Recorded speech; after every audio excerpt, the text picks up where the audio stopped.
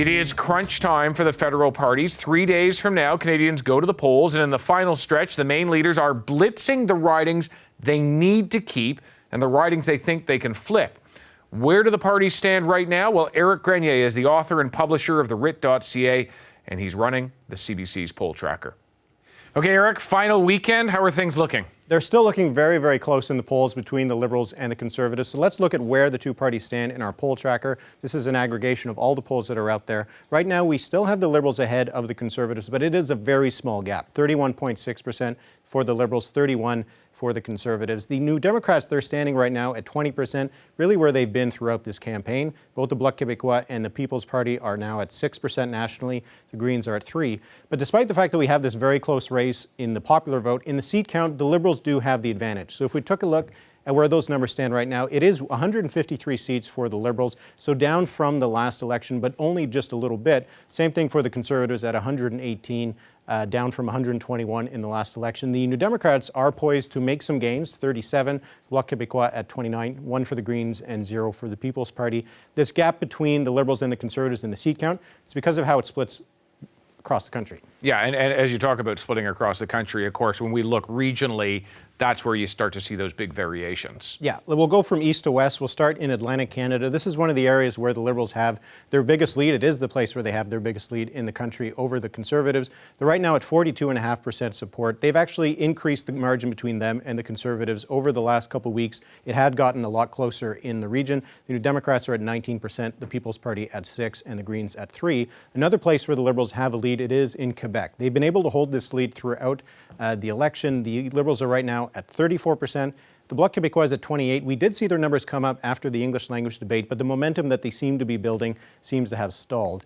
The Conservatives have dropped down to 18%. The New Democrats are at 12%, and the People's Party is at 4%. This is actually the People's Party's worst province. It's also where Maxime Bernier is running for a seat. If we go over to Ontario, this is another key for the Liberal seat advantage because they have about a 5-point lead right now over the Conservatives at 37% to 32% for the Conservatives. The New Democrats, though, still have a lot of the vote, 21%. The People's Party at 6%. The Conservatives would certainly like a lot of that, and the Greens at 3%.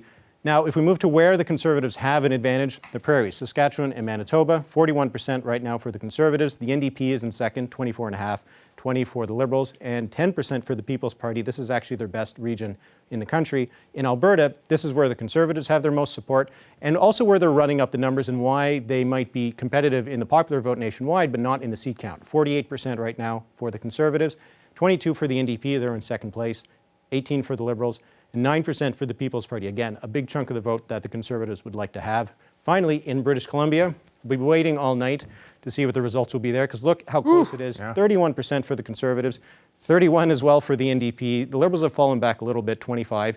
The Greens are at 7% and the People's Party at 5%. Okay, looking at those seat projections, it seems to me very close to the Parliament that we've had at dissolution. So how do things compare to 2019? Yeah, they don't really look all that different. If we look at where things stood on election night back in 2019, you'll see there's not a huge amount of variation from where they are now. It was 34 to 33 for the Liberals, a very small gap.